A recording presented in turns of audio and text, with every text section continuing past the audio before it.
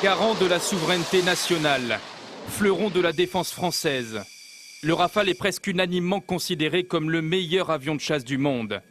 15 mètres de long, 11 mètres d'envergure, vitesse maximale 2200 km/h.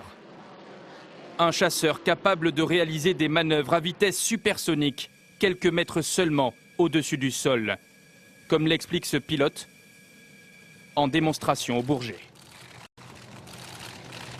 Cette manœuvre-là est très utilisée dans les opérations, c'est ce qu'on appelle le fameux show of force, qui est la première manœuvre utilisée pour impressionner d'éventuelles troupes au sol et pour les faire fuir.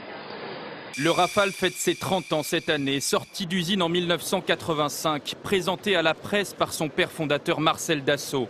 Le Rafale est alors amené à succéder au très fiable mais vieillissant Mirage 2000. Il effectue son premier vol d'essai en 1986 à Istres. Ce n'est à l'époque encore qu'un prototype. Hier, pas de problème, le vol a duré une heure pendant laquelle l'avion a atteint 1300 km/h et volé à plus de 11 000 mètres d'altitude. Mais le projet est très vite suspendu pour raisons budgétaires. Le Rafale n'entre en service que 15 ans plus tard, en 2001, déployé aussi bien sur porte-avions dans la marine que dans l'armée de l'air, avec un atout principal, sa polyvalence.